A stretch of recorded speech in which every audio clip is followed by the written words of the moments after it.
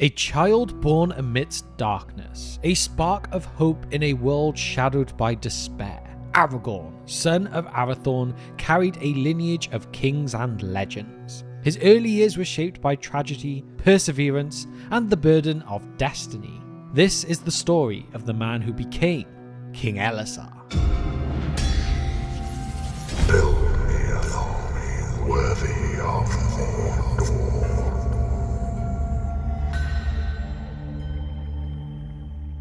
It came to pass that when Aragorn was 49 years of age, he returned from perils on the dark confines of Mordor, where Sauron now dwelt again and was busy with evil. He was weary, and he wished to go back to Rivendell and rest there for a while ere he journeyed into the far countries.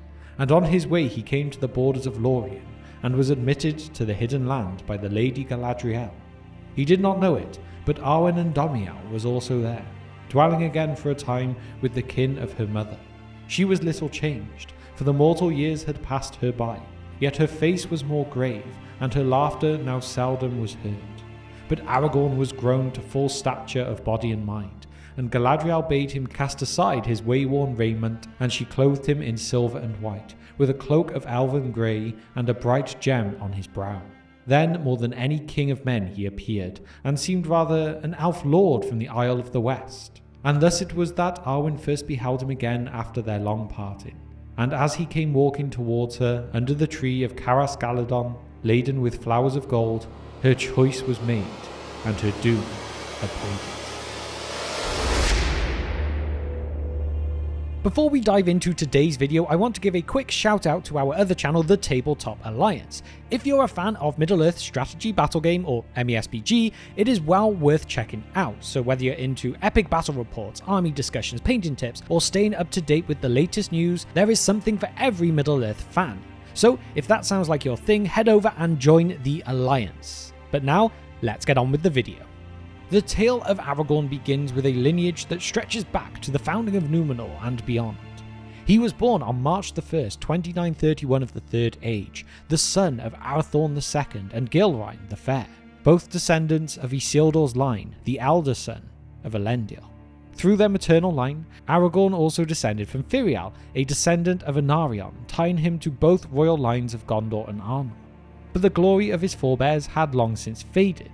The Dunedain, once the proud heirs of Númenor, were scattered people in the north, reduced to wandering rangers after the fall of Arnor. Gondor, the southern kingdom, had also lost its line of kings and was now ruled by stewards who held no love for the heirs of Isildur.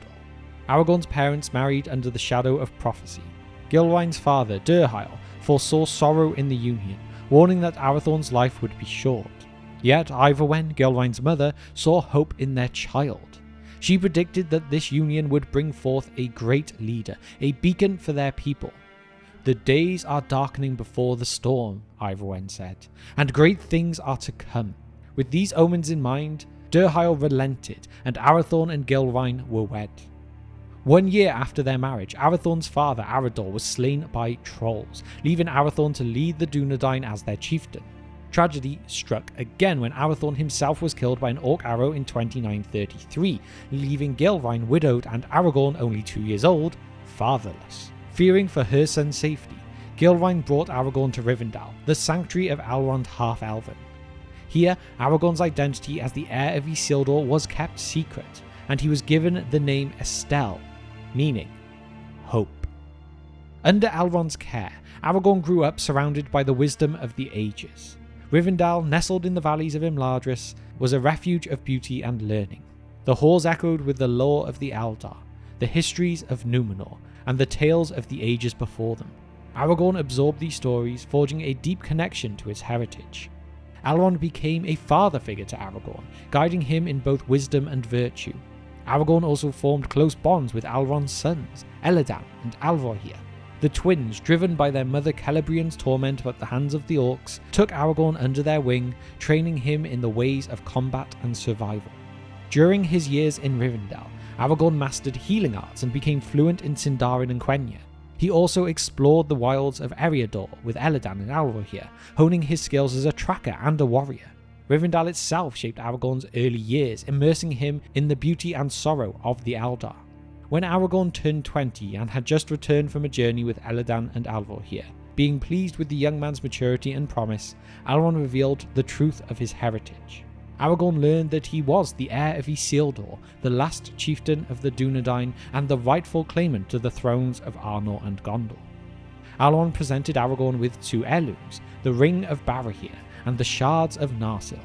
The Ring of Barahir symbolized the unbroken line of Númenor, while the Shards of Narsil were a potent reminder of Isildur's triumph and folly. However, Elrond withheld the Scepter of Annúminas, the symbol of Arnor's kingship, saying Aragorn must prove himself before claiming this one. Shortly after learning his true identity, Aragorn's path crossed with that of Arwen and Domiel.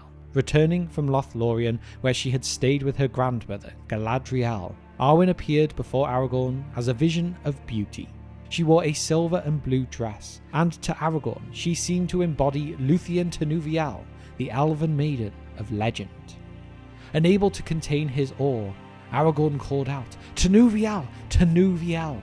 echoing the words of Beren, Luthien's mortal lover. Though Arwen gently corrected him, the moment marked the beginning of their connection. Aragorn revealed his name and lineage, but this only deepened the gap between them. Arwen, a descendant of Elrond and thus the Maiamelian, was immortal, while Aragorn bore the mortal doom of men. Gilrain warned Aragorn against his love for Arwen, calling it an impossible dream. Elrond too reminded Aragorn of the trials that lay ahead, telling him that he must rise above all his forefathers before being worthy of Arwen's hand. Accepting this challenge, Aragorn left Rivendell and began his life as a wanderer. For nearly 20 years, Aragorn travelled under the alias Thorongil, or Eagle of the Star, serving in the shadows to protect the Free Peoples. His journey took him across Middle-earth, from the forests of Mirkwood to the deserts of Harad. In Rohan, Aragorn served King Thengel, Theoden's father, where he gained the respect of the Rohirrim for his valour and counsel. Moving on to Gondor, Aragorn became a trusted captain of Ecthelion II, the steward of Gondor. There, he advised against placing trust in Sauron and urged reliance on Gandalf instead, a warning Ecthelion would later regret ignoring. Aragorn's most famous feat as Thorongil was his raid on the Corsairs of Umbar. Leading a fleet under the cover of night, he destroyed many of their ships and slew their captain in single combat. Though celebrated, Aragorn departed Gondor before his identity could be discovered, leaving behind a message that he had other tasks to fulfill. Some speculate that this departure would have been due to Denethor, yes, the same Denethor we meet later in The Lord of the Rings and who is in fact Ecthelion's son, who suspected Thorongil's heritage and viewed him as a rival for Gondor's future. In 2980, Aragorn returned to Lothlorien, weary from his travels, where there he reunited with Arwen. Under the golden boughs of Cairn Amroth, they pledged their love, and Arwen chose to forsake her immortality for Aragorn. This decision mirrored the choice of her ancestor Luthien and bound her fate to Aragorn's. Returning to Rivendell, Arwen began crafting a banner for Aragorn, one that would signify his claim to the throne when the time came. Meanwhile, Aragorn continued his labours in the wild. He guarded the Shire and Bree, often going unseen, while also aiding Gandalf in the hunt for Gollum. In 3017, Aragorn captured Gollum in the Dead Marshes, bringing him to Thranduil's halls in Mirkwood for interrogation. This journey spanned 900 miles on foot, and was one of Aragorn's most arduous tasks. I mean, imagine having to drag and carry Gollum all of that way, while you know he would have been complaining the entire time. You've got to say, Aragorn was truly a man of patience and determination. Then in May 3018, Aragorn met Gandalf at Sarn Ford, where they discussed the growing shadow of the enemy. When Frodo Baggins left the Shire, Aragorn was now ready to guide him, knowing the ring's fate would shape the future of Middle-earth. If you've ever been curious about the ancient line of kings that ruled Gondor, or wondered what happened before the return of the king, today you are in the right place. From The Lord of the Rings, we know well that Aragorn reclaims the throne after a long time of stewards. So, in this video we'll explore the history of Gondor's monarchy, delve into the life of its last king Eomer, and understand the transition to the role of the stewards. So, sit back, relax, and let's journey into the rich history of Gondor. To understand the significance of Gondor's last king, we need to go back to the beginning. Gondor was founded by Elendil and his sons Isildur and Anarion after the downfall of Númenor, along with Arnor as well. This new kingdom was established in the lands of Middle-earth, south of the Misty Mountains in 3320 of the Second Age. Elendil and his sons brought with them the grandeur and legacy of Númenor, creating kingdoms that would stand as strongholds against the forces of darkness. The line of kings, starting with Elendil, was crucial in maintaining the strength and stability of Gondor. Elendil himself was a towering figure, not just in stature, but in legacy as a leader who united the realms of the Dunedain. After Elendil's death in the Battle of Dagorlad with the Last Alliance, his sons Isildur and Anarion ruled jointly. However, Isildur's tragic end and Anarion's earlier death in battle left the kingdom to Anarion's son, Meneldil, this being from the year 2 of the Third Age up until the year 158. From there, the line of kings continued through Anarion's descendants. As centuries passed, Gondor faced numerous challenges. Wars tested the kingdom's resilience, and additionally, the Great Plague of 1636 of the Third Age decimated the population, including many of the noble lineage, weakening the kingdom's defences as well as its administrative structure.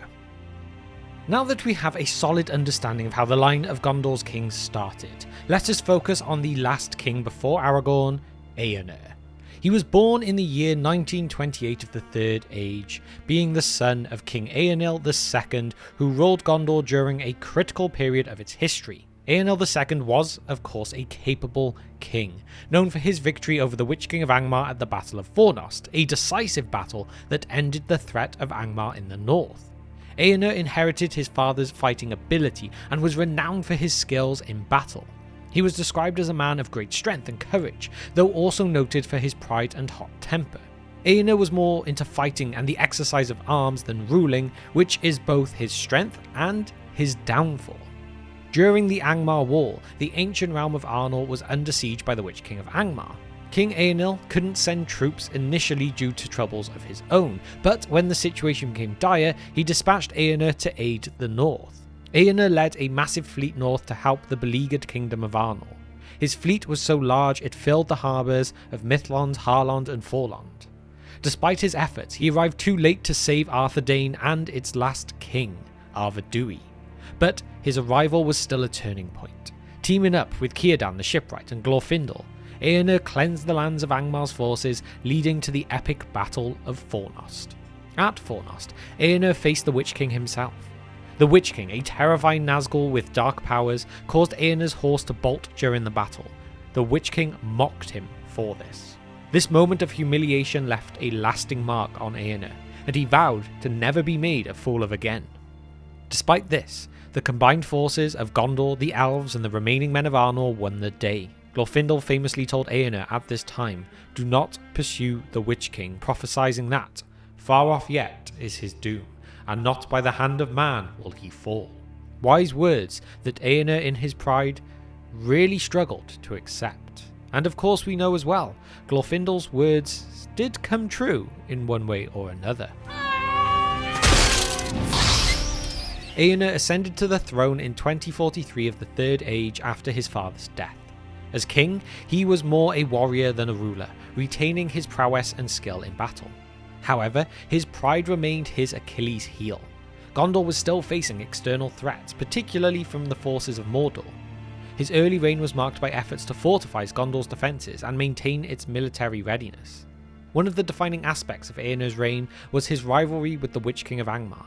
This hostility began even before Eomer became king during that Battle of Fornost, as we've mentioned. And as the Witch King had escaped, it led to a lasting grudge. After the coronation, the Witch King, who was now ruling from Minas Morgul, sent repeated challenges to Eomer, mocking him, calling him a coward.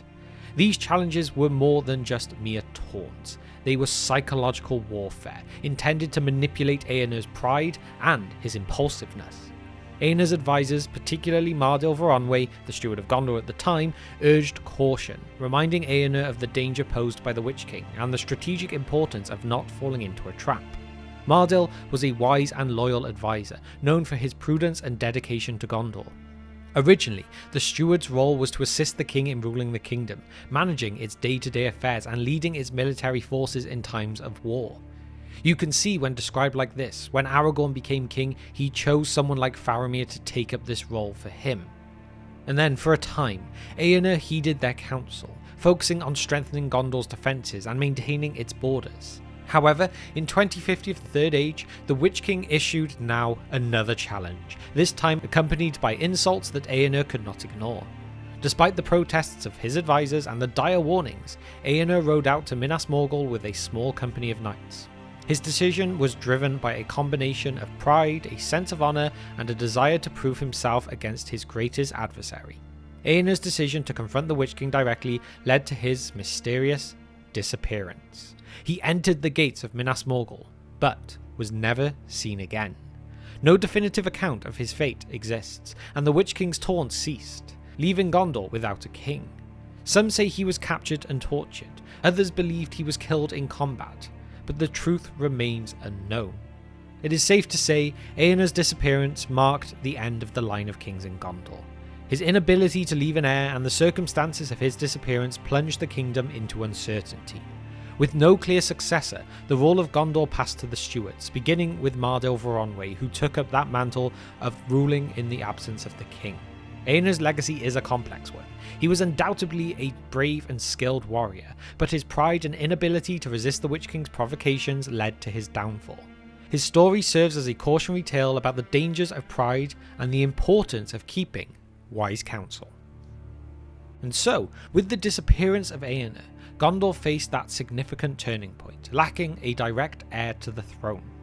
This marked the end of the line of kings, beginning with Elendil, and the start of the rule of the stewards. As we said, Mardil Voronwë, Eomer's steward, was the one who became the first ruling steward of Gondor. He was known for his wisdom and loyalty. Mardil governed Gondor during this uncertain period. The stewards ruled Gondor diligently, maintaining stability and preserving the kingdom for the rightful king for nearly 1,000 years in the end. During their rule, Gondor faced ongoing threats from Mordor and other adversaries. The stewards organised the kingdom's defences, constructing key fortifications like the Ramas Ekor, being the Great Wall outside of Minas Tirith, and maintaining the beacon system linking Gondor with Rohan, which of course came into great effect later. Despite their efforts, Gondor's decline continued though. The longing for a true king was deeply felt, particularly by Denethor II, the last ruling steward. His use of the Palantir and struggle against Sauron's influence really complicated Gondor's plight. The prophecy of the return of the king was then fulfilled with Aragorn, a descendant of Isildur. His return united Gondor and Arnor, restoring the line of kings and bringing renewed strength to the kingdom. Eomer's disappearance, though tragic, set the stage for the resilience and dedication of the stewards, paving the way for Aragorn's coronation and a new age of peace and prosperity for Gondor and its allies. So there we have it. Eomer's reign was marked by valour and pride, but it ended in mystery and tragedy.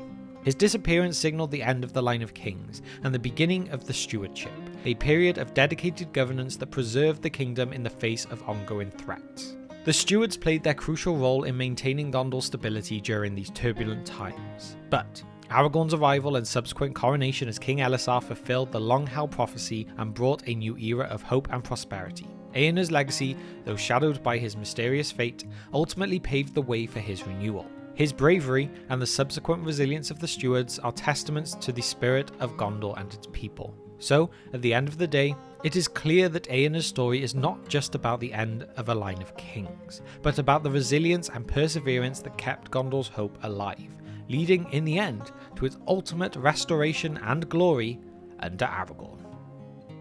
Aragorn, son of Arathorn, heir to Isildur and to the realm of Gondor.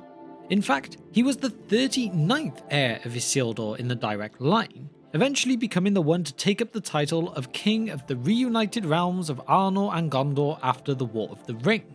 So, if Aragorn was known throughout a lot of Middle-earth and people knew of his, or at least his line's claim to the throne, then how can this even be a thing that he was not already king? Or his father, or grandfather? Well, let us find out that answer today. Let's start by going back to the time of Elendil and his sons, Isildur and Anarion. Elendil had come to Middle-earth after the downfall of Númenor, being the leader of those who remained faithful and took the ships to abandon their forsaken island. Once he landed on Middle-earth, Elendil went about founding two kingdoms, Arnor within the lands of Eriador and Gondor in the south. Together these would be known as the Kingdoms of the Dunedain, or the Númenorian Realms. Arnor was the favoured of these two by many of the Númenorians who settled here due to it being close to the land of Lindon, meaning close to the High King of the Noldor, Gil-galad. However, there were still many that went to Gondor too, as it was Isildur and Anarion who went further south to set up this kingdom. There were already many peoples in this area who had travelled from Númenor before the downfall, so possessed Númenorian blood, whether that was fully or just partially over time. As they established Gondor, they built three major cities: Minas Anor, later known as Minas Tirith, which was raised by Anarion; Minas Ithil, which is the tower that became known as Minas Morgul, that was raised by Isildur; and then Osgiliath centrally to the two, which is the one that would become the capital of Gondor, also being home to one of the Palantiri so that they could remain in contact with their father in the north. Gondor and Arnor are now established in Middle-earth, but it does not take long for Sauron to begin to reach out of Mordor.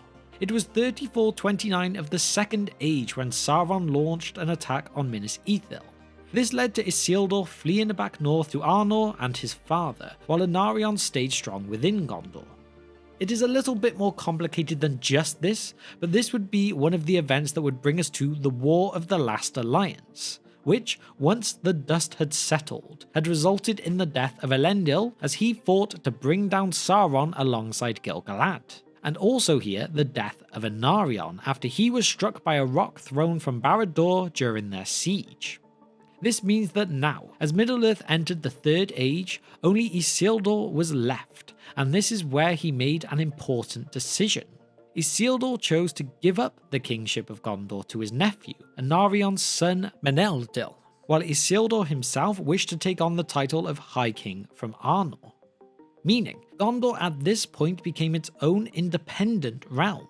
And an interesting side fact here, it is claimed Meneldil is in fact the last man who was born on the island of Númenor before its downfall. Now, this all sounds nice and simple, doesn't it? So, how are we getting close to our answer? Well, the issues start coming from the fact that Isildur never actually makes it to Arnor after he left Gondor to Meneldil, with it also being interesting to note here that Meneldil thought that. He was in fact well pleased by the departure of Isildur and his sons, and hoped that affairs in the north would keep them long occupied. Anyway, while travelling back, the disaster of the Gladden Fields occurs, which is the ambush Isildur suffered where all of himself and his three eldest sons, Elendil, Aratan, and Cirion, were killed, with this also being the event that caused the One Ring to be lost into the Anduin. So, Isildur is now dead. Meneldil is the king of Gondor. However, he does not choose to claim the High Kingship of Arnor as well, meaning Isildur's fourth and youngest son, Valandil, who had been homed in Rivendell at that time, became heir to the throne of Arnor.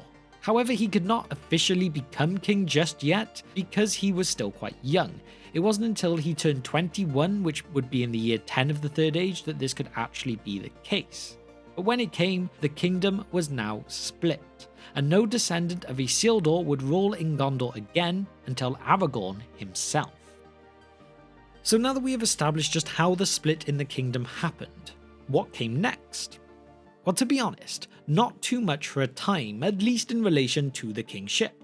The descendants of Isildur ruled Arnor, and the descendants of Anarion ruled Gondor, regardless of any splits in the kingdom or anything that may have occurred. There was an attempt to reform the connection between the two kingdoms during the rules of Arafant in Arnor and Ondoher in Gondor, as they worked out that the attacks happening on both of their realms was orchestrated by one single power, so working together would be wise and beneficial to both. Arafant even had his son Arvedui marry the daughter of Ondoher, Firiol, so that they had a symbol of their reformed alliance. However, this all turned out to really be for nothing, as Arnor didn't have men to spare to help Gondor, and Gondor didn't have men to spare to help Arnor. With Arnor being attacked by the Witch King, and Gondor attacked by the Wain Riders, being the men from the east, this alliance really turned out to be a whole lot of words without much backup.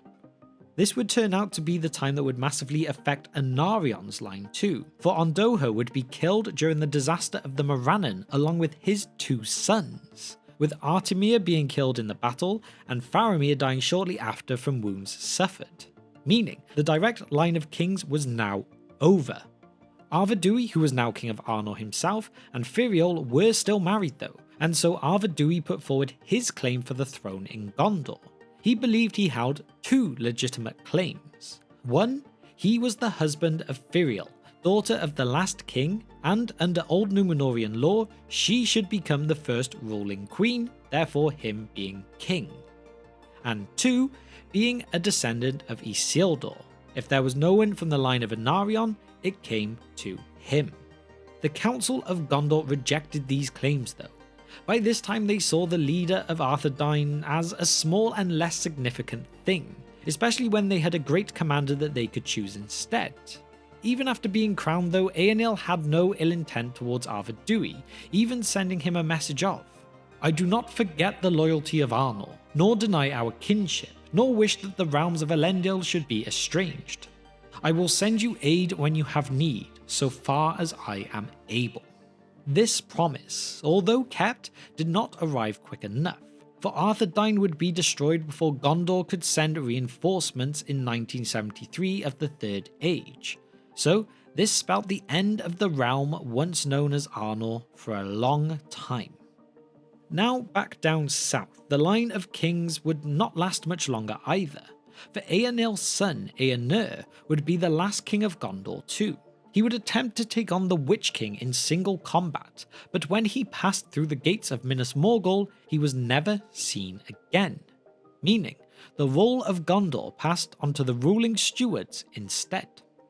So it was that no claimant to the crown could be found who was of pure blood, or whose claim all would allow, and all feared the memory of the kin strife, knowing that if any such dissension arose again, then Gondor would perish.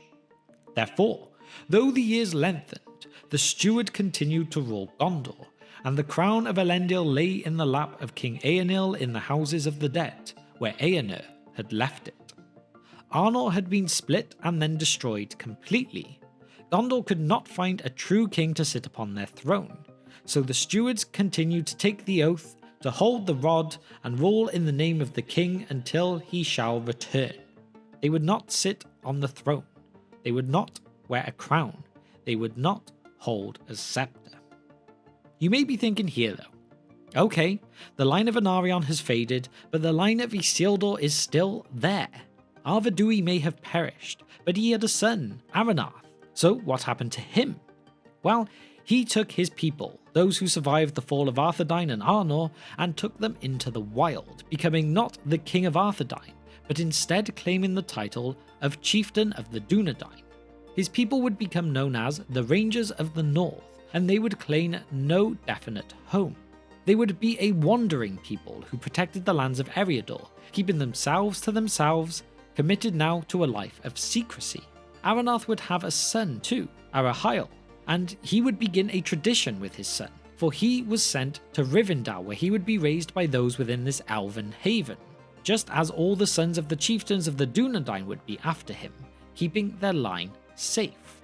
Along with this, it would be Aranarth who would give the heirlooms of his kingdom to Elrond for safekeeping. The Ring of Barahir, the Shards of Narsil, the Star of Elendil, and the Scepter of Illuminas. And from here, time would simply play its part. Generally, people would forget about the heirs of Isildur, with them becoming little more than a whisper or a rumour. However, again, a question may come up here when I say that there were 16 chieftains before the coming of Aragorn, son of Arathorn. Why did none of them attempt to claim the crown? Well, the answer to this kind of comes with looking at why Aragorn did claim it in the end, not just why the others didn't. Aragorn, son of Arathorn, was born on March the 1st, 2931 of the Third Age. He was the heir to Isildur, which was something that could not be disputed thanks to the safeguarding within Rivendell. However, the stewards had now ruled Gondor since 2050, so getting on for 900 years at the time of his birth.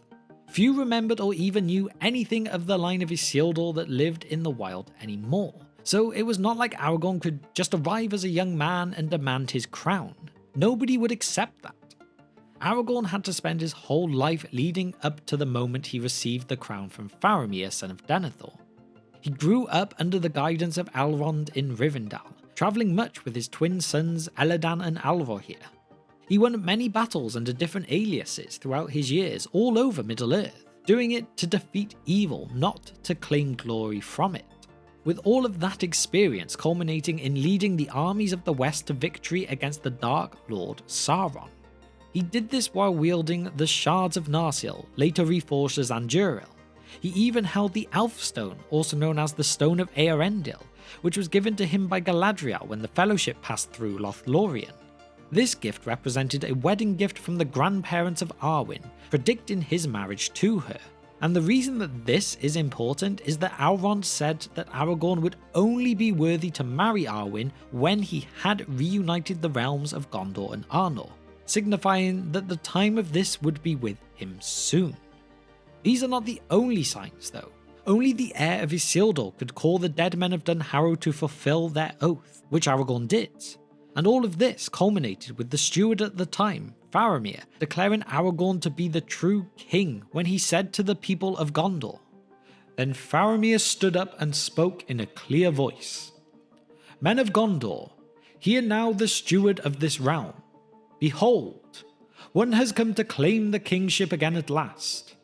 Here is Aragorn, son of Arathorn, chieftain of the Dunedain of Arnor, captain of the host of the West, bearer of the Star of the North, wielder of the sword reforged, victorious in battle, whose hand brings healing, the Elfstone, Elessar of the line of Valandil, Isildur's son, Elendil's son of Númenor.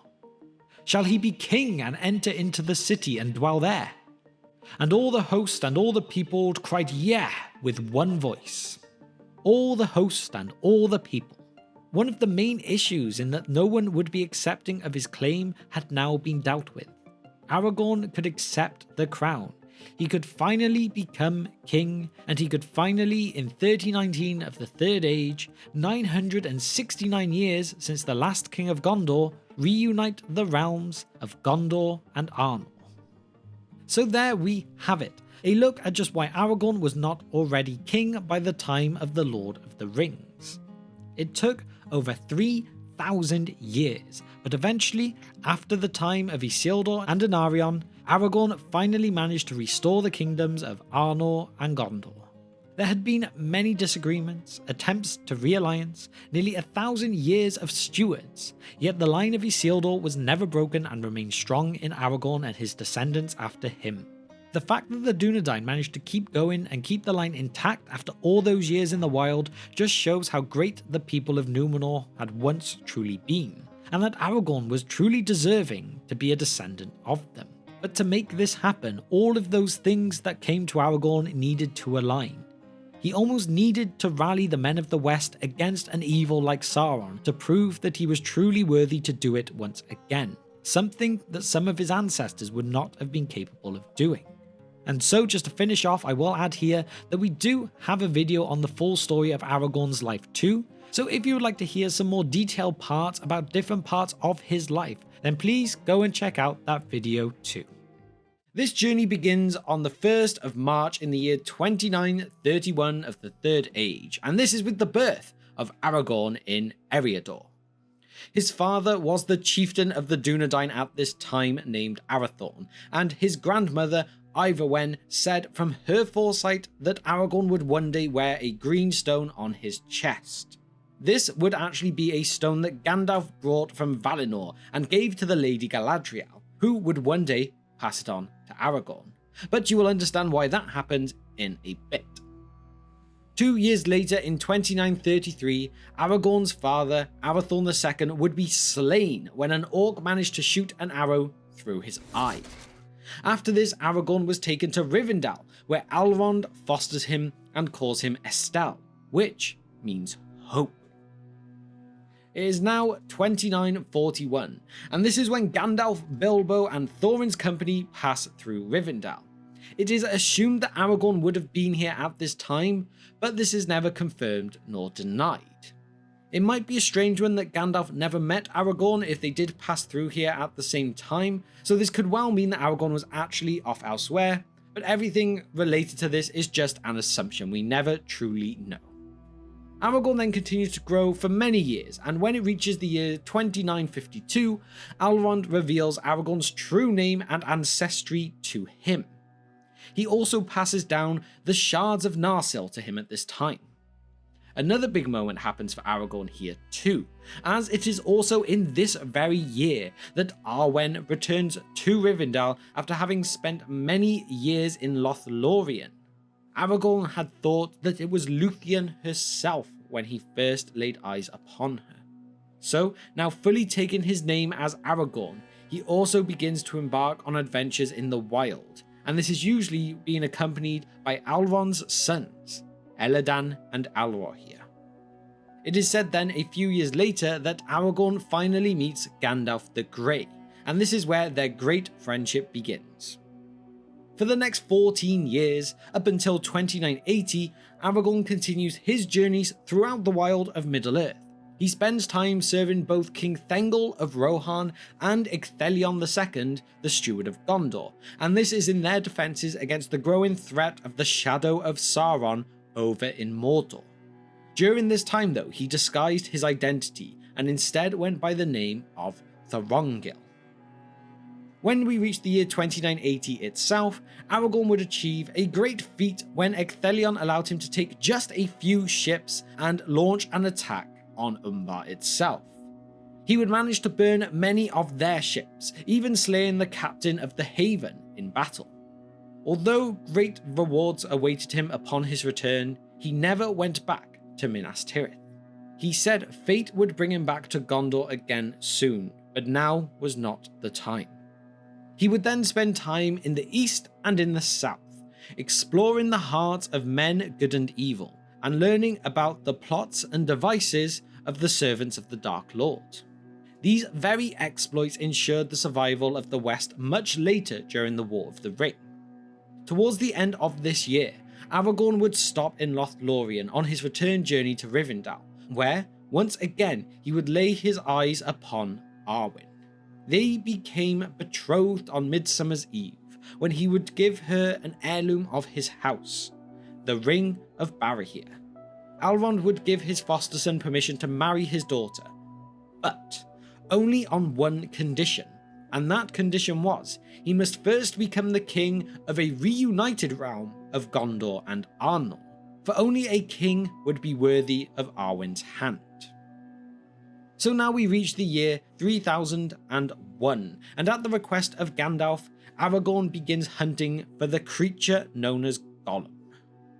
6 years later, and Aragorn is still hunting, but he takes time to visit his mother Gilrain in the spring of that year of 3007, for what will be one last time before she passes. Aragorn mourns her death, and 2 years later in 3009, both he and Gandalf renew their hunt for the creature Gollum in the areas of the Vales of Anduin, Mirkwood and Rovanion, even stretching as far as the edges of Mordor. It takes 8 years, but Aragorn manages to capture Gollum in the Dead Marshes. He then proceeds to deliver Gollum to Thranduil in Mirkwood, where he is to be held captive.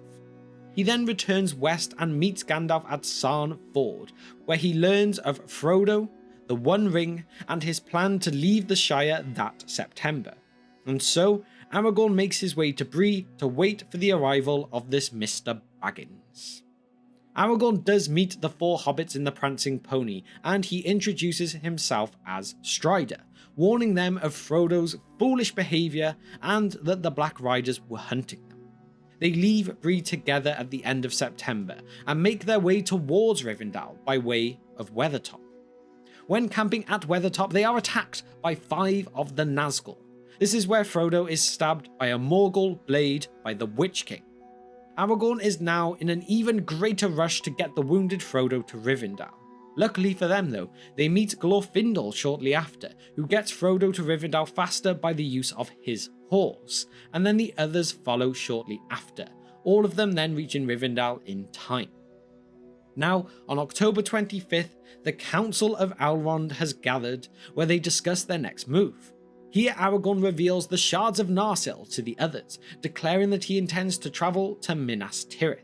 And so, by the time that the Fellowship of the Ring is decided on December 18th, Aragorn accepts to become a member as well, before returning to Gondor with Boromir. It is then 1 week later and the Fellowship finally set off from Rivendell. The group attempt to take the path of the Redhorn Pass, and this is over Caradhras, but instead they are forced to turn back by the extreme weather they hit. So, against Aragorn's advice, they take the paths of Moria instead. The Fellowship travel through Moria and awake the Balrog that hides there, and after Gandalf stands toe to toe with this beast, they lose Gandalf to it, as they both fall from the broken bridge of Khazad-dûm. So now, Aragorn takes the lead role in the Fellowship as they move into Lothlorien, where they are greeted by Galadriel and Celeborn. They stay here for a month or so, and on February 16th they set out once again, and 9 days later they reach and lay their eyes upon the Argonath. One more day later, on February 26th, the Fellowship becomes broken, and Aragorn, along with Legolas and Gimli, take up their task as the three hunters to try and rescue the captured Merry and Pippin who have been taken by the Uruk-hai. The three hunters continue their trek and meet Eomer on February 30th, who tells them that their attack on the Uruks and Orcs happened the night before, so continue to the edge of Fangorn. Aragorn, Legolas and Gimli become reunited with the returned Gandalf the White, and then together they set off for Edoras and the Golden Hall of Meduseld. They arrive the next day, and from here the Rohirrim retreat to Helm's Deep, and then one more day later, on March 3rd, the Battle of the Hornburg begins. They fight throughout the night, and at the come of dawn the next day, Aragorn rides out with King Theoden as the Huorns of Fangorn, along with Gandalf and Erkenbrand, arrive to turn the tide, and so they win this battle. There is no time to rest though, as the victors make their way to Orthanc, where the three hunters are finally reunited with the two hobbits Merry and Pippin. The ones they had spent so long hunting for were finally there in front of them safe. It is here that Aragorn takes possession of the Palantir of Orthanc. We are now up to March 6th, and Aragorn is met by the Dunedain and the Sons of Elrond, also known as the Grey Company. Aragorn takes this as the time to reveal himself to Sauron through the use of the Palantir, and after he, along with Legolas, Gimli and the Grey Company, decide to take the paths of the dead. The next day, the company arrives at Dunharrow, where one more day later on March 8th, the Grey Company takes the way of the paths of the dead, where at midnight, Aragorn summons the dead men of Dunharrow, also known as the Oathbreakers, at the Stone of Erech. They together set out from Erech and come to Calembel, then cross the river Ringlow, reaching Linhir, and then cross into Lebanon. From here, they drive towards Pelagia, where the Grey Company and Oathbreakers together capture the Corsairs' fleet. Aragorn releases them from their curse for coming to his aid. We have now reached March 14th, as Aragorn and the Grey Company sail towards Minas Tirith with their captured fleet. They arrive from the north at the Battle of the Pelennor Fields, sweeping down and delivering the final blow to the army of Sauron. After the battle, Aragorn enters the city to go to the Houses of Healing to save Faramir, Éowyn, and Merry from their wounds. Again, there is no rest though, for the next day, now March 16th, Aragorn, along with the captains of the West, make the decision to march to the Black Gate, to try and draw out the forces of the Black Land so that they can try and help the quest of the Ring, however small their assistance may end up being. They have a couple of days rest before the army marches out of Minas Tirith, Along the way, Aragorn sends those soldiers who are giving in to their fear a different mission. He sends them to retake Caer Andros instead. So, now March 25th, Aragorn commands his army at the Battle of the Morannon. Their mission works and the ring is destroyed. Sauron, at last, is defeated. They return victorious, and the ring bearers are honoured by Aragorn and the hosts of the West at the Field of Cormallen. On the first day of May that year, Aragorn is finally crowned at the gates of Minas Tirith.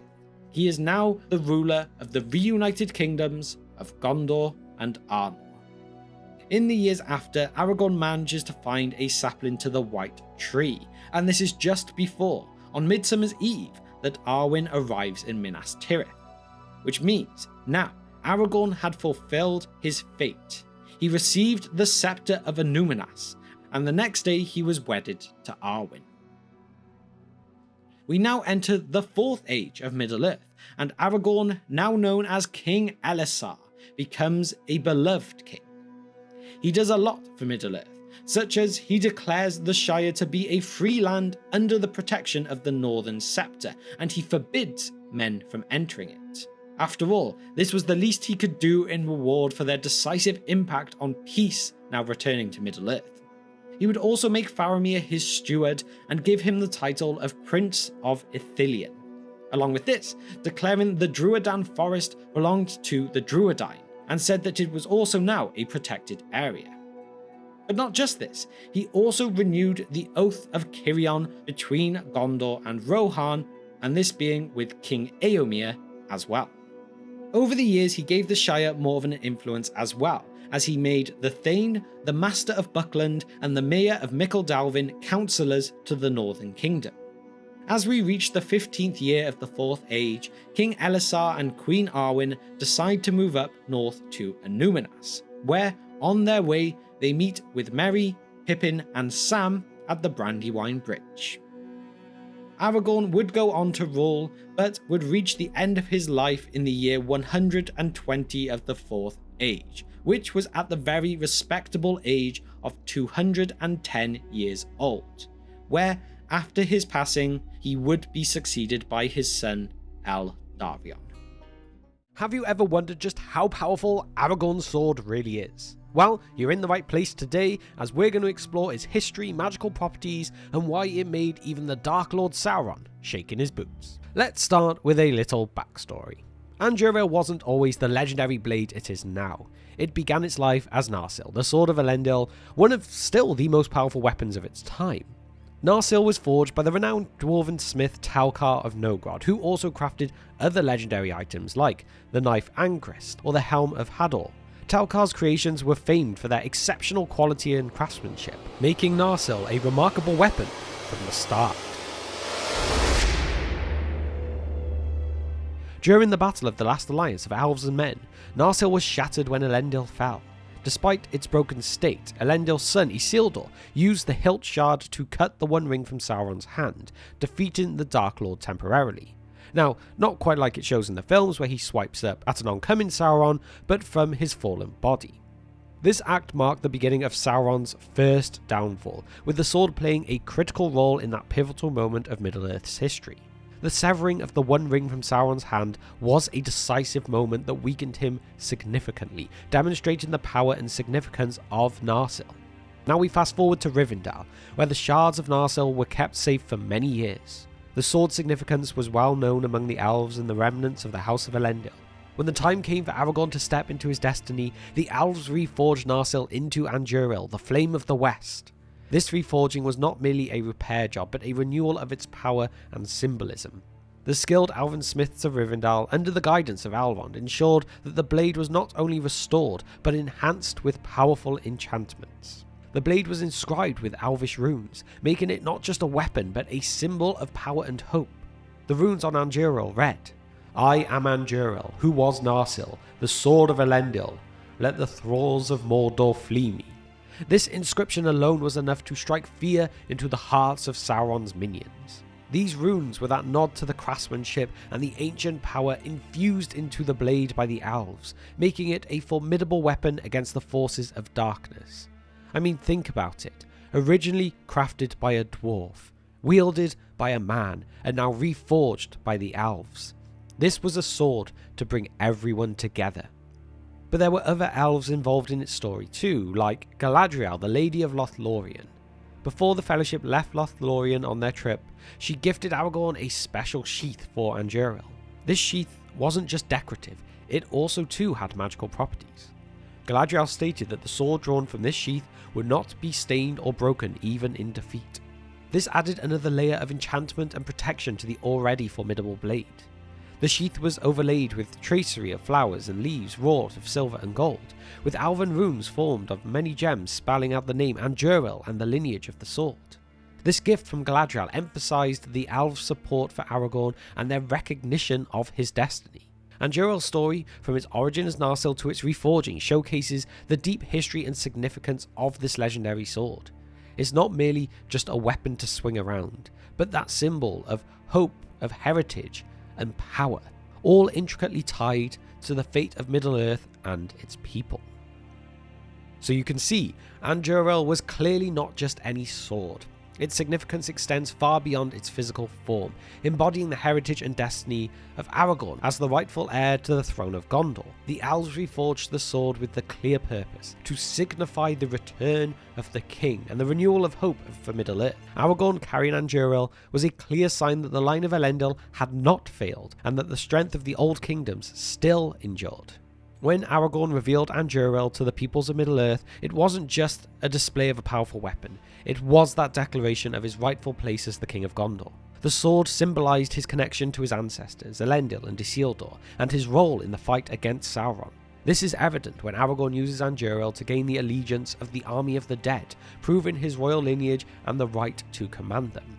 In The Return of the King, Aragorn displays Andúril to the dead men of Dunharrow, who had sworn allegiance to the true King of Gondor, believing the line to be broken though. The sword's reappearance, along with Aragorn's lineage, compels them to honour their ancient oath, showcasing Andúril's role as a symbol of legitimate kingship and power.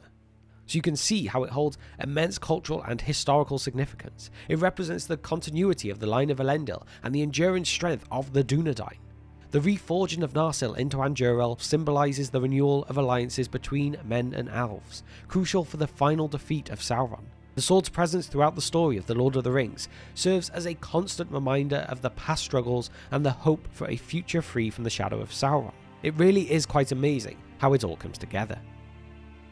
But Andúril's significance is further highlighted by its pivotal role in key moments throughout The Lord of the Rings. We touched upon one a moment ago with the dead men of Dunharrow, but there are many more moments with these, so I thought it would be good to have a look at a few. One of the most significant mentions of Narsil, later reforged as Andúril, occurs at the Council of Elrond in the Fellowship of the Ring. Here the shards of Narsil are brought forth as a symbol of Aragorn's heritage. This moment underscores the importance of the sword and Aragorn's lineage in the broader struggle against Sauron. It is a key moment where the significance of the broken sword is acknowledged by all present, highlighting its historical and symbolic weight. And then again in the Fellowship when they depart Rivendell, Narsil is then, of course, reforged into Andúril and given back to Aragorn.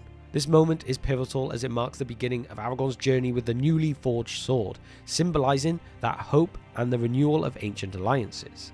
The reforging of Narsil into Andúril represents the revival of the fight against Sauron and the rekindling of old powers. It shows they're not just going to lie down and let Sauron win. They are going to come together and fight against the Shadow, along with empowering Aragorn and reinforcing his role as a leader. Then as we continue on into Lothlorien, as I have mentioned before, Galadriel gifts Aragorn this special sheath for Andúril. This again just emphasises that connection between the men and elves and how there is an alliance that can stand together one more time. If we move on to the Two Towers now though, there is a real kicker when Aragorn uses it to confront Sauron through the Palantir. This was a pivotal moment where Aragorn showed Sauron the reforged blade, making the Dark Lord believe that Aragorn might in fact have the One Ring. Sauron, remembering Narsil and fearing the return of his ancient foes, was momentarily shaken. Aragorn's bold move was designed to divert Sauron's attention away from Frodo and Sam, buying them as much precious time as he could to reach Mount Doom. Aragorn's confrontation with Sauron via the Palantir was really a masterstroke in psychological warfare. By revealing Andúril, Aragorn projected an image of strength and defiance. Sauron, who had always believed that no one could resist the temptation of the ring, was suddenly faced with an heir of Isildur who had not only resisted, but also sought to challenge him directly. That doesn't happen. This moment illustrates how strategically sound he is, and his understanding of Sauron's fears and weaknesses. The physical presence of Andúril in all of this confrontation really symbolized a direct challenge to Sauron's power. A massive moment. And then later we get that moment that I have already mentioned about Aragorn with Andúril going through the paths of the dead and summoning the dead men of Dunharrow. It really shows how Andúril's role is not just a weapon, but a tool of destiny and legitimacy. The sword's physical and symbolic power convinces the dead to honour their ancient oath and support Aragorn's cause. And without them, things may really have not gone the way they did. And as we continue a bit further, remember the Battle of the Pelennor Fields. Andúril played a huge role there too, showing that no enemy could withstand its power. Aragorn wielded Andúril with unmatched skill, cutting through Sauron's forces and leading his troops to victory. This battle was that turning point in the War of the Ring, showcasing the sword's might and Aragorn's leadership, really solidifying what was engraved on it. Aragorn's arrival at the Battle of the Pelennor Fields marked a significant morale boost for the forces of Gondor and Rohan. The sight of the reforged blade shining with the light of the elves inspired hope and courage among the soldiers. Andúril was not just a weapon, it was a beacon of resistance against this encroaching darkness that seemed to be ever coming down upon them. The blade's power was evident as it cut through all those orcs and other enemies with ease. It really showed the resurgence of the old alliances and the true return of the king. But once the battle is done, and during the last debate that happens in the Return of the King at the camp of the Host of the West, Andúril is mentioned as a significant element of their strategy. Gandalf and Aragorn discuss how revealing the sword to Sauron has sown doubt and fear in the Dark Lord. The sword's presence in the debate highlights its symbolic power and psychological impact it has on their enemy. This moment illustrates how Andúril is used not just in battle, but in the strategic planning and the psychological warfare that is crucial to their campaign. They realised how well it worked against Sauron first time, so why not try to use it more in this way again? But now we get on to the coronation of Aragorn into King Elessar. The sword symbolises the culmination of his journey and the fulfilment of his destiny. As Aragorn ascends to the throne, Andúril signifies the restoration of the line of the kings and the hope of a new era of peace and prosperity in Middle-earth. This moment encapsulates the full significance of Andúril as more than just a weapon, but a symbol of renewal and that legitimate role. And finally, in the Return of the King again of course, during the parley with the mouth of Sauron at the Black Gate, Andúril again comes and plays its role. The mouth of Sauron recognises the blade and mocks Aragorn, but the sight of Andúril, reforged and carried by the true heir of Isildur, serves as a powerful symbol of defiance and determination. This encounter emphasises the psychological impact of the sword on Sauron's servants, and its role in the larger strategy against Mordor. And in the book, at the end of all this, it's not used to cut off his head either.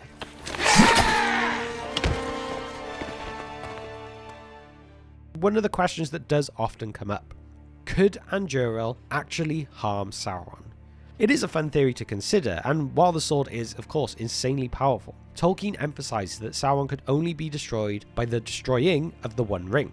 The physical destruction of Sauron's body by Narsil during the Last Alliance proves the sword's might, but ultimately, Sauron's essence was tied to the One Ring. Andúril's power lies in its symbolism and the courage it inspires in its wielder and allies. In the context of Middle-earth, weapons imbued with elvish magic and significant historical power like Andúril could potentially injure Sauron physically. However, since Sauron's true essence and power were tied to the One Ring, the complete and final defeat of Sauron required the ring's destruction. This principle is fundamental in Tolkien's lore, where the One Ring is the source of Sauron's longevity and strength. But you could see, Andúril's physical power is evident in the way it enhances Aragorn's combat abilities. The sword's elvish craftsmanship ensures it is unbreakable and razor sharp, capable of cutting through armour and enemy forces with real ease. The blade's length and balance make it a formidable weapon in battle, allowing Aragorn to wield it with unmatched skill and precision. Throughout the series, Aragorn's use of Andúril in combat showcases its effectiveness. At the Battle of the Pelennor Fields, Andúril's keen edge and enchanted strength enabled Aragorn to cut through numerous foes, contributing significantly to the victory over Sauron's forces. The sight of Andúril blazing in the heat of battle serves as a rally point for the soldiers of Gondor and Rohan, boosting their morale and determination. But a lot of Andúril's true power comes from Aragorn himself, his right to the throne and his noble heart. Without Aragorn, there is no Andúril. The sword's effectiveness is as much about who wields it as it is about the blade itself. Aragorn's lineage, combined with his unwavering commitment to his people and the fight against darkness, makes Andúril a weapon of immense power. His courage, his leadership, and his rightful claim to the throne empower the sword, turning it into a symbol of hope and unity for the free peoples of Middle-earth. The reforging of Narsil into Andúril was as much about restoring Aragorn's faith in his destiny as it was about creating a weapon for battle. The symbolic power of Andúril can therefore not be overstated. It represents the renewal of the ancient alliance between elves and men, the hope for the restoration of the kingdom of Gondor, the enduring strength of the line of Elendil. The very sight of Andúril inspires hope among allies and fear among enemies, making it a crucial element in the psychological warfare against Sauron and his forces. In Tolkien's world, symbols hold immense power. Andúril, with its storied history and magical reforging, serves as a beacon of hope and a rallying point for those who stand against Sauron. The blade's inscriptions and elvish craftsmanship are not just decorative, but carry the weight of ages and the promise of victory. So there we have it. Andúril is more than just a sword. It is a symbol, a magical weapon, and a beacon of hope. Reforged from the shards of Narsil, it embodies the weight of ages and the promise of a brighter future. Its magical properties, elvish runes, and the powerful symbolism make it central to the struggle against Sauron. The journey from Narsil to Andúril highlights the renewal of ancient alliances and the enduring strength of Middle-earth's free peoples. Aragorn's claim to the throne, his noble heart, and unwavering commitment empower the sword, making it a symbol of unity and resistance. Throughout The Lord of the Rings, Andúril plays a crucial role in key moments, such as those in the Battle of the Pelennor Fields, the confrontation with Sauron via the Palantir, or even the summoning of the Army of the Dead. These moments show the sword's power not just as a weapon, but that symbol of hope and legitimacy. Andúril's impact on the storyline is profound. It represents hope for a united Middle-earth and the return of the true king. It being forged by a dwarf, reforged by the elves, and wielded by a man, really shows how it's Ilúvatar's children coming together to finally bring down the darkness. Its presence rallies the forces of good, giving them the courage to stand against overwhelming odds. The sword's journey mirrors Aragorn's path to kingship, highlighting the importance of embracing one's heritage to forge a better future. One way in which an adaptation suffers is what has to be cut. For example, when we get to see the last alliance of elves and men in the prologue for the Fellowship of the Ring, the entirety of that conflict has been condensed to what looks like a long afternoon. Of course, there are good and proper reasons for this decision, but part of the trauma and villainy of Sauron lies in how difficult he is to defeat. The War of the Last Alliance of Elves and Men spanned 17 years and more than 100,000 lives. That kind of pain is the kind that Sauron wishes to inflict, one that makes anyone who opposes him think twice before they do something about that fact. Sauron in his mind was unmatched. His immortal life and millennia of experience and the fortifications of Barad-dûr made the Dark Lord virtually unassailable. What had he to fear? With his cunning, his holdfasts and hosts of warriors, his fortifications and defences too.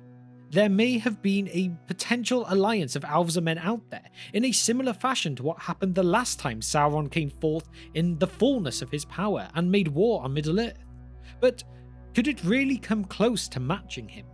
The film tried to give us the context of that great war, of which there are numerous individual battles, but in doing so at this speed takes away from the massive effort and full social mobilization that it took to take down one spirit. And barely at that. This is a way of war for Sauron, a tactic where he makes any attempt to meet him with arms so costly that whoever was left to celebrate would celebrate a Pyrrhic victory indeed. Despite this, and with the drawing of all evil to him, Sauron was still desperately searching for the ring, his better half. With that, he thought he could change what he saw as a pattern of intolerable order, that of great battles fought and won, but each time the darkness is dispelled. Present during the music of the Ainur, he witnessed the first of all battles when Melkor interjected his own theme into Eru's music and tried to take it over by force. But at the end of the previous 3 ages, the light has always come up against the darkness, and in the end, darkness always loses. Of the elves, he still had the right to fear, one of which is Elrond, as they still possessed rings of their own and had come together in the end to make the difference at the climax of the Second Age in the War of the Last Alliance. The victory of the Free People was a loss for Sauron, a loss of his ring, of shape and form, but as always, Sauron would take all the time in the world to brood his dark broodings and question who might be a threat to himself, Sauron the Great. As a leader of one of the armies during the last round of open warfare, Elrond was in a good position to offer permanent resistance to Sauron, and with the experience and great knowledge that Elrond held, this brought him considerable powers too, though they were soft power, that of good counsel, reason and diplomacy. But Sauron might have told him that since the kingdoms of the Eldar were gone, and the Avari and Dark Elves were now of little account. Another potential foe whose wisdom and experience precedes her is the Lady of Light, Galadriel. She was an immensely powerful being in her own right, of the caliber of Feanor, even yet wiser and measured in speech and discerning in action.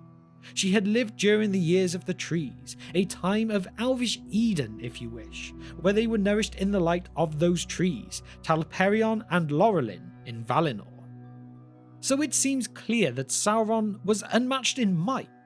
The question then becomes, what about the Tom Bombadils of Middle-earth? Is there nothing that possessed anything of the might that is Sauron's? It's true, that old saying, say what you will about the devil, but he is a hustler. The same is true of Sauron, that he is of a most refined and realized evil, infinitely patient and unwavering in will and resolve. Sauron never seems to have an off day.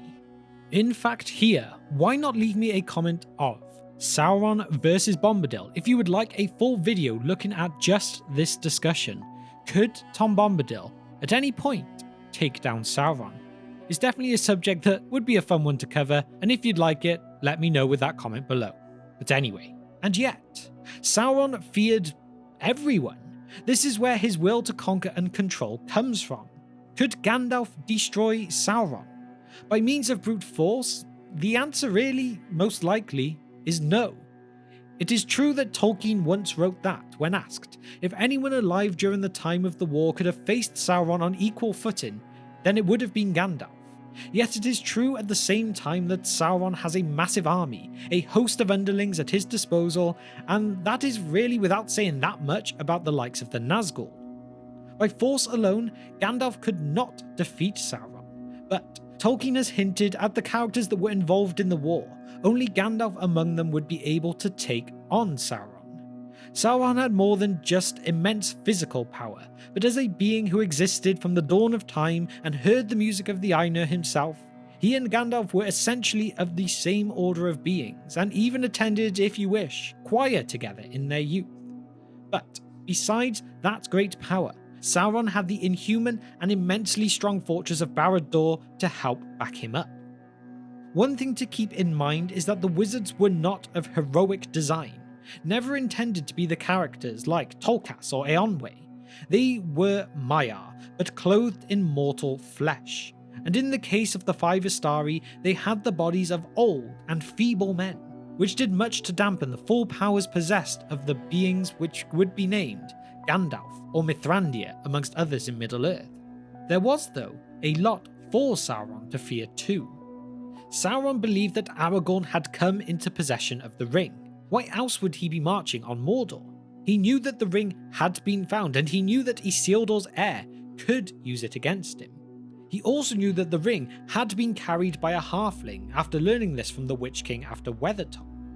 As Gandalf says after Pippin had looked into the Palantir, "There remains a short while of doubt which we must use.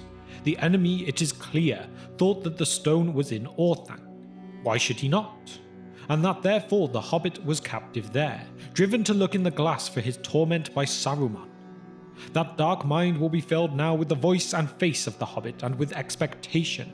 It may take some time before he learns his error. We must snatch that time. Sauron believed that Saruman had captured the Ringbearer and was forcing him to look into the stone to interrogate him.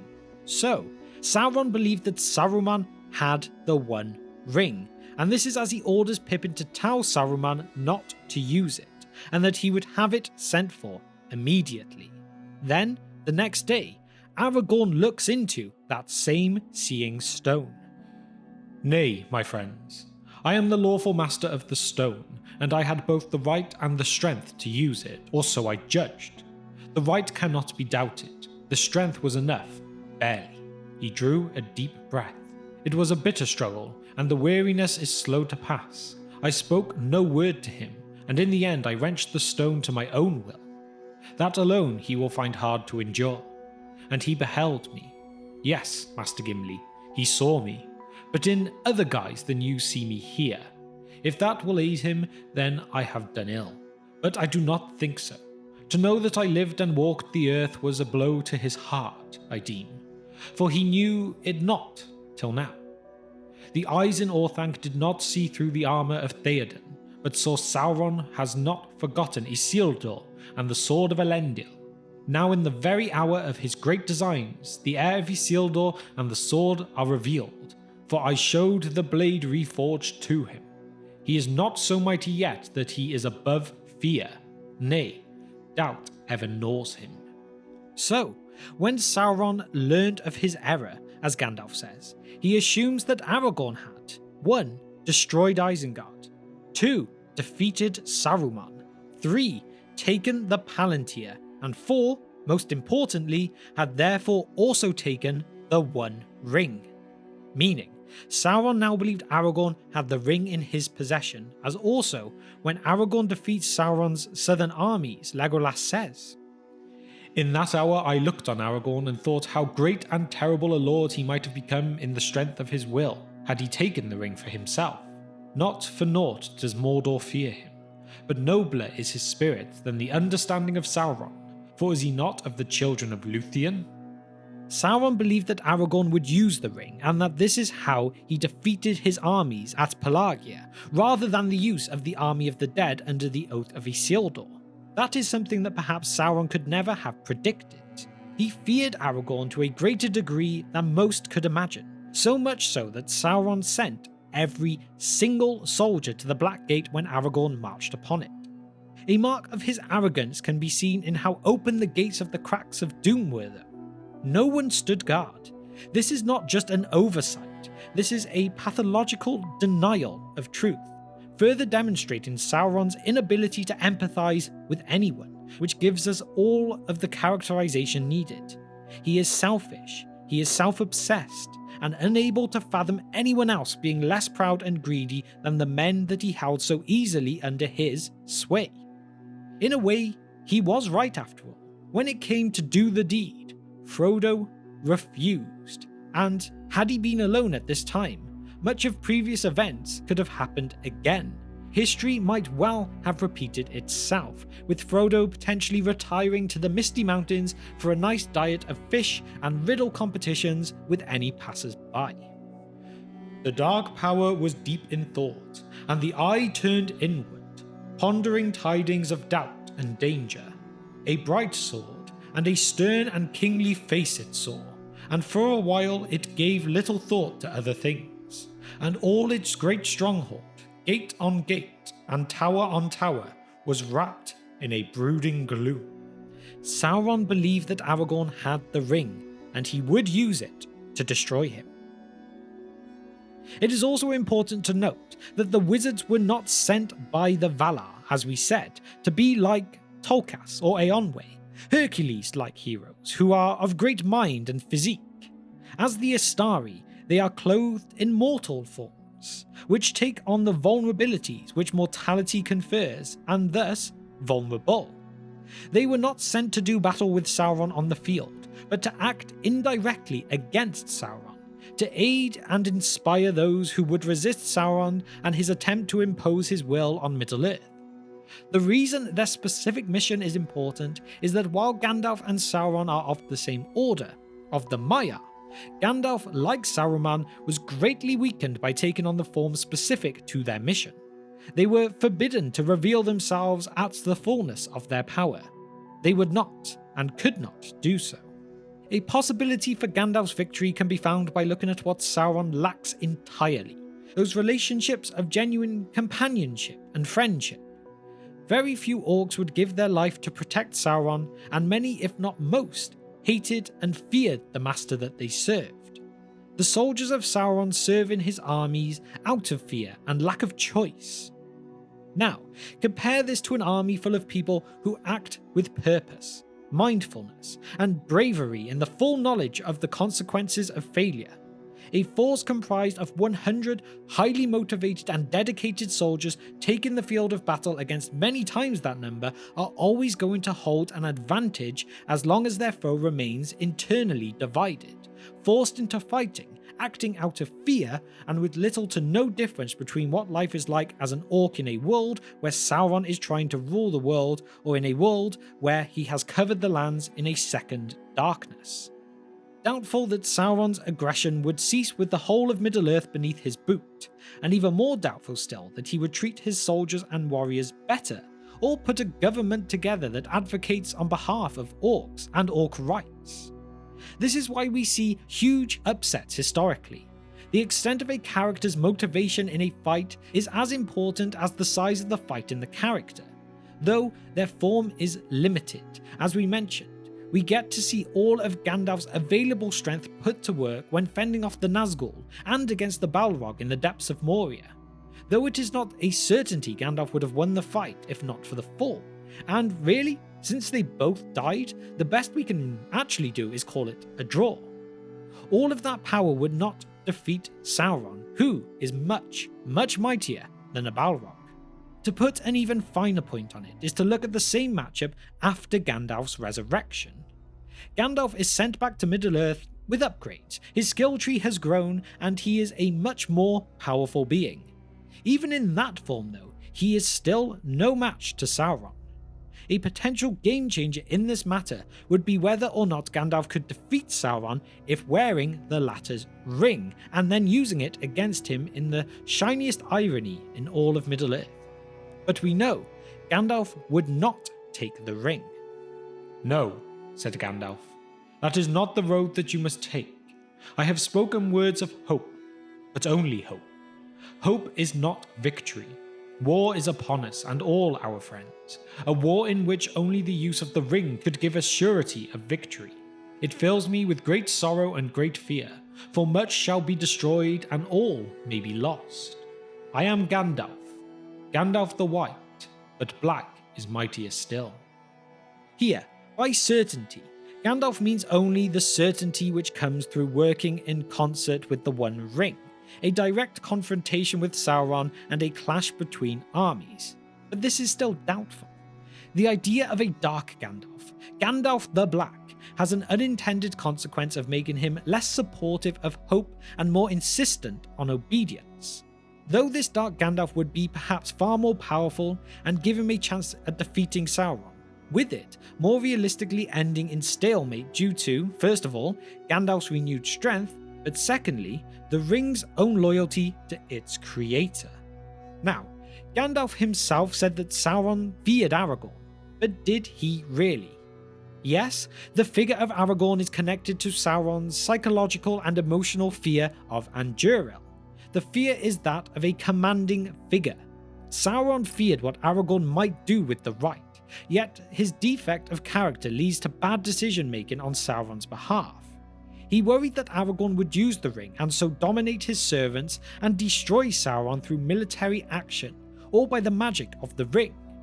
This was one of the ring's weaknesses, and an important one, and Sauron's fear of Aragorn was set in stone once he had come to an opinion, and if domination was not the endgame or the pursuit of further power and its purposes, it is possible that Sauron would be unable to comprehend using the ring in such a way. There was plenty for Sauron to fear, and many powerful foes rallied against him. His greatest fear was that some powerful greater spirit would do to him what had been done to Morgoth, exploit his absence to acquire all his powers and cast him down with the help of the ring. His great pride and obsession would not let him believe someone would actually destroy the ring. This was unfathomable. No, they would not use it against him, as Boromir would have tried doing. That was its greatest deception, the promise of aid with the guarantee of pain. It's easy to see how so many fell into such a trap. But it is nice to know that even the devil does look for monsters under his bed sometimes. This is why he feared Aragorn, the heir to the thrones of the reunited kingdoms of Gondor and Arnor. He would be a powerful buffer against his expanded power for years to come, and that he could not suffer to be. In the end, his fears were as all-consuming as the fear he conferred on everyone else in Middle-earth, and as such, well deserved. So there we have it, a look at Sauron's greatest fears during the Third Age and the War of the Ring. This was not Sauron's first attempt at war and domination, so he had experience with losses before, and from those he gained different feelings. He became worried about another alliance between elves and men in a relationship he really believed to be non-existent. He feared his Maya brothers gaining control of his weapons to try and stand toe-to-toe with him. But most of all, he feared those with the ability to rally, inspire hope, and reunite the kingdoms that were once his downfall. When it comes down to it, discussing whom he feared most between Gandalf and Aragorn, it may be surprising to see that by the time of his downfall, it was in fact the man he feared more than the wizard. This heir to Isildur caused a reliving of the War of the Last Alliance, a defeat he would never have forgotten, and how this man showed that no matter the darkness, no matter the odds, he had the ability to rally those to his cause and lift them up beyond anything he could dream of doing to his own soldiers. Could any of these have defeated him one-on-one? No.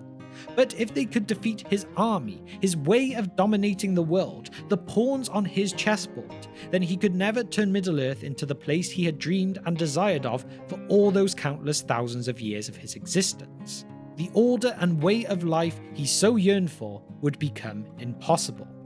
It is actually a quote from the movies, not Tolkien himself, that I feel is a great way to end this, as it shows: man, elf, dwarf, wizard, or hobbit, Sauron would have been right to have held some degree of fear for them all. Even the smallest person can change the course of the future. With stepping away from the battles and confrontations to look at a specific character, we will see how Aragorn was adapted from the book version for the screen. So, let's start by having a quick summary of each versions like we have done before, with today starting with the movie version of the Heir of Elendil. This is the version that was famously portrayed by Viggo Mortensen throughout the Peter Jackson trilogy, and he is a very clear example of a reluctant hero.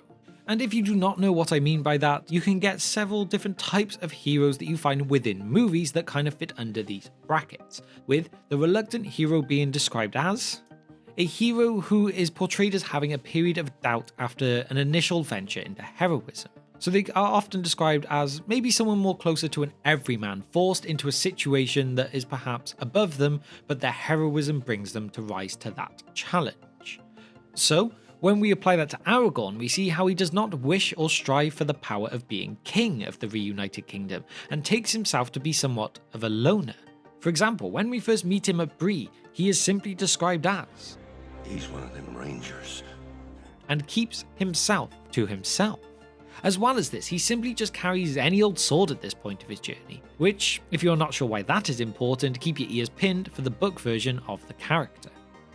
This movie version of the character is very much full of self-doubt, and with this it leads him to spend a lot of his time looking at others, bowing his head, and never really being considered a full-on threat to Sauron. Yes, Sauron was wary of him claiming back the throne, but in terms of being in possession of the One Ring, he never really gives any indication of worry within the movies.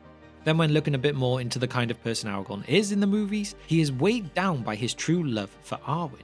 It is almost literally like a weight around his neck, being signified by the wearing of the necklace that she gifts to him. He struggles with this love, even to the point when speaking to Galadriel, who, if you're not aware, is actually Arwen's grandmother. where Aragorn says to her that he would have her take the ships west like the rest of her kin, again showing some doubt that he could actually succeed in his quest. It almost comes across as though that his love for Arwen surpasses everything else, to the point that if he was made to choose between the crown or her chance of survival, he would choose Arwen every time. He would not take the risk of claiming back the kingdom for Arwen's life. Now that we have quickly covered that, let us move on to the original book version of King Elessar. When Tolkien wrote this king-to-be character, he had him fully accept that he will one day be the king of Gondor, along with the reunited kingdom of Arnor. But there is more to this than just the wanting to be a ruler. He had fallen in love with Arwen, daughter of who is basically his adopted father in Elrond. However, Elrond would not accept that this man was suitable for his daughter. That is, unless he could reunite the old kingdoms of Gondor and Arnor, like his great ancestors of old. So not only did he want to rescue his people and defeat Sauron, he had to so that he could win the approval to wed Arwen. This meant that from his early days, he would not hide his true identity, even to the point that he carried and wielded the shards of Narsil, the sword that cut the ring from Sauron's finger, as an identifier of his claim. Along with this acceptance of who he was born to be, it meant that he was also a lot more of a leader and therefore be far more keen and commanding on the pages. And this in turn meant that this version of Aragorn was actually a larger threat to Sauron. To the point as well that Sauron even feared what he could have achieved had Aragorn ever chosen to, or succumbed to, the threat and power of the One Ring and taken it into his own possession. Aragorn was one of the Dunedain, and so he was not alone in being a part of this group. There were dozens more of his kin that he travelled with and lived with, and even Elrond's twin sons, Elladan and Alrohir, would be very close with this group. After all, they were essentially Aragorn's foster brothers. They would be so close that the twins would even accompany the three hunters through the Pass of the Dead later on in the story, along with several others of the Dunedain, such as Halbarad, who was one of those closest to Aragorn, and again someone left out of the movies. And, as well, for those of you who have not read the books, this group had the name of the Grey Company. So, now we've got to that point and we are hopefully all at a very similar level, let's take a deeper look into some of these changes and just why they may have been done, and if it was possibly for better or for worse. Let's start off with a very basic one, and that is simply his general appearance. In the book, Aragorn is described as being at least 6'6" tall. In other words, quite a tall man, and that is a fair bit taller than Viggo Mortensen. And honestly, this is a very small change that I don't believe has that much of an impact. Yes, the taller and stronger appearance may have made him look more kingly and intimidating, but when you have an actor like Viggo portraying him, I don't think his height matters that much. It's just one of those small little factors that perhaps makes him seem more unassuming when first seen on screen. We also need to have a look at the destiny of this character. In the books, he was brought up with the knowledge and training to one day be the man who reunited the kingdoms of Gondor and Arnor as the true heir of Isildur. He leans into this destiny, understands that everything in his life will lead to that moment if he succeeds, but it is also something he must do to win the hand of his true love, Arwen. After all, Elrond will not let his daughter marry anyone less than the true king of the reunited kingdoms. But then, when you compare this to the movie version, Peter Jackson changed a key part to this character. He very much changed Aragorn into a reluctant hero, someone who has many doubts about himself and his ancestors. He is worried by the simple point that the same blood runs through his veins, that he will make the same mistakes that they did, even though that doesn't really make him the same person. So really, he is almost like a completely different character between the two versions. One is keen and commanding, the other is scared and wary to become what Middle-earth needs him to be. Although I don't personally like this change that much when I see it like this, as it really does change of just who Aragorn is, I do understand the reasoning behind it. After all, having an Aragorn like that of the books may come across as a bit one-dimensional on screen. He really needed more of a character arc to overcome over the times of the trilogy, and these changes help that be the case. It's just a way to help audiences connect to a character better in the form of a movie. Another part of his character that gets affected by this alteration is his strength of will. As in the movie, when he looked into the Palantir to challenge Sauron in The Return of the King, it almost appears as Sauron is too much for him, with him falling back, the gift of Arwen breaking and with the appearance of a man defeated. Whereas, when you compare that to the book, this moment he chooses to reveal himself is a masterstroke of planning. Sauron is filled with fear that Aragorn is wielding the blade that defeated him once before, and along with that, as Aragorn had this palantir, that must mean he's not only defeated Saruman, but also must have taken the One Ring too, and decided to wield it for himself. All of these factors are what causes Sauron to launch his attacks prematurely, as Aragorn in the books is never self-doubting, so he is fully confident in his abilities as a warrior and a leader. This is a change that I am not as fond of as well, although again I can kind of understand why it was done. After all, Peter Jackson wanted Aragorn to have bigger hurdles to overcome, for him to be that character that we did all connect with. However, in my opinion, this just weakened him a little too much to be that almighty king, to be that almighty ruler that needs to come back and take back the throne. By this point in the Return of the King, there was not really much reason for Aragorn to not have more self-belief and be a true tactician without the fear of what was to come. As after all, whatever the outcome was going to be, Aragorn would at the very least go down fighting on the front line for what he believed in as their true king. Also, finally, we have a little bit more of a random change, in that Aragorn was given a much higher skill level with animals in the movies. He never really hinted or had shown any particular skills with horses or any other animals in the books, as it was more Legolas who had that strong connection with him being an elf. However, this was given more to Aragorn in the movies, and my guess is mainly to build up to the point in the Two Towers when Brago finds Aragorn and brings him to Helm's Deep after he fell off the cliff from the Warg-Attack. Which is also something, for those of you who are not aware, is not an event that takes place in the books. Again, this is just a very small change and almost a bit meaningless, but it just takes something away from another character like Legolas and gave it to Aragorn when perhaps it wasn't particularly needed. And so, there we have it, a quick look into just how the Aragorn of the Peter Jackson trilogy and the Aragorn of Tolkien's original writings is somewhat of a different character. Whether it's his personality in that he is a reluctant hero in the movies, as opposed to being a keen and commanding leader in the books, or whether it is his strength of will, being able to scare and intimidate the Dark Lord Sauron in the books, wrestling the Palantir to his will, whereas the movie version sees him being broken when attempting to do these same actions. Whether all these changes are for better or for worse is something that you are completely allowed to have your own opinion of. The Peter Jackson movies are adaptations after all, they're not word-for-word remakes.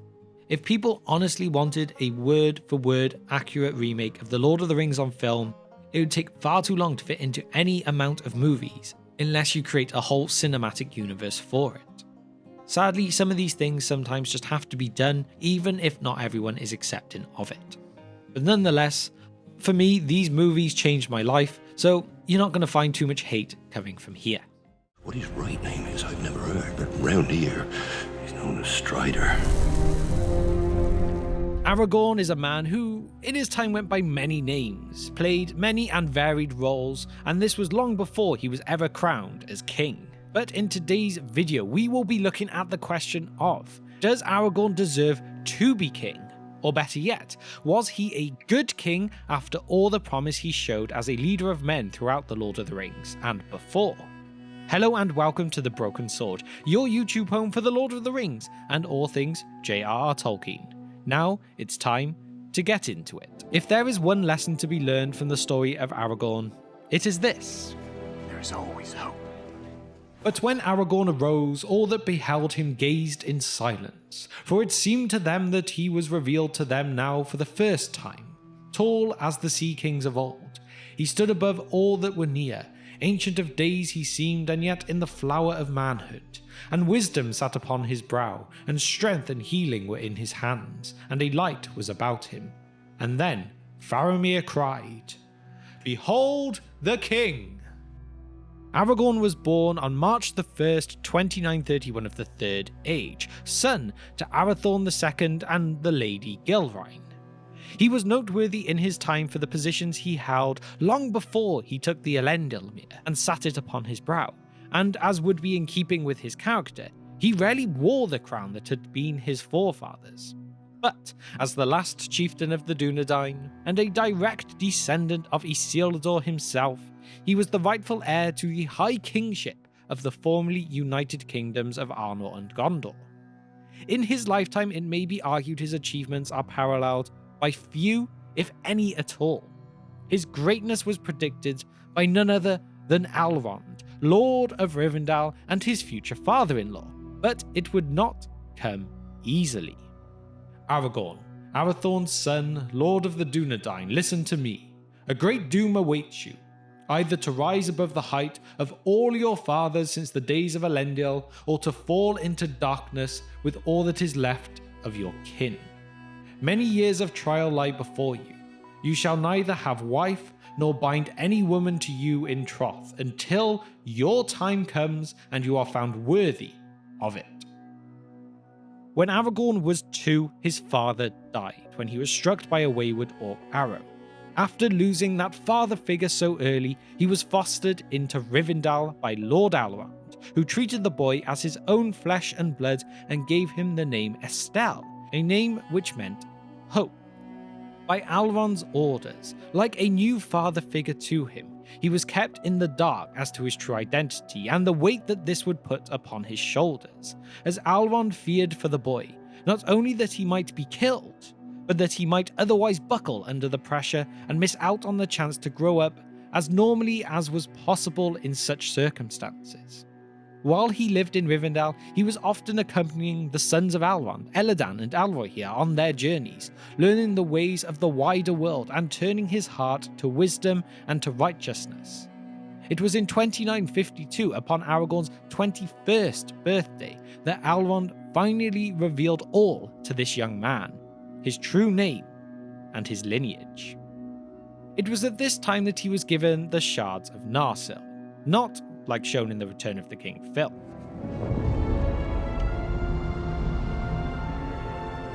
He also received the Ring of Barahir at this time too, as both were relics of his family and house which served to give his claim legitimacy if he ever pressed it. And this was a pretty busy time for Aragorn, as it was around here too that he would first meet Arwen upon her return from Lothlorien. He thought of her as the most beautiful being in Middle-earth, but it would not be so simple. He was told he would have to reunite Gondor and Arnor as High King to be allowed to wed her. Elrond remembered those words he had previously spoke.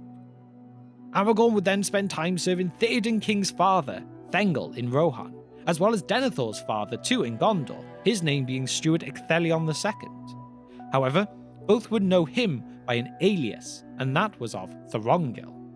During these times though, Aragorn, or Thorongil, would learn much of leadership and these two great realms of men. If we fast forward a bit now though, at the time of the Return of the King, Aragorn left to go to Dunharrow, where he meant to traverse the pass that led through the Dark Door and onto the Stone of Eric, where he summoned the dead and the accursed to come forth and honour their oath. The oath that was broken and led to their curse that could only be lifted by the heir of Isildur, by himself. It has been remade. Long story short, they honoured it. Aragorn and the Grey Company nullified the Corsairs, sailed up to Minas Tirith, and Aragorn led these people into a victory with his sword, the reforged blade that had been Narsil, held high above his head. But now that sword would bear a new name, Andúril, the Flame of the West, another symbol of who Aragorn truly was. Aragorn did not take the city at this time though, however. Rather, he appointed Prince Imrahil head of the city and retired to the Houses of Healing himself, and in doing so he showed that he was not above the law, and that his mind was on the wounded and the casualties still coming in, rather than his own glory and taking that crown as soon as possible. There, Aragorn would heal the likes of Faramir, Eowyn, and Merry too. The prophecy that the hands of the king would be the hands of a healer, and thus the rightful king, will be known, and this caught on and spread by word of mouth throughout the city. Consulting them with his friends, Gandalf, Eomer, Imrahil, and the sons of Elrond, it was decided that they would play into Sauron's fears, and his erroneous assumption that Aragorn was in possession of the One Ring, and that he was intended to use it against Sauron to supplant him. Rather, this was a way to distract what attention might be turned to Frodo and the ring, and so ensued the Battle of the Morannon. Though the scene with the mouth of Sauron in the book is quite different to, well, this one. It takes more to make a king than a broken elvish blade.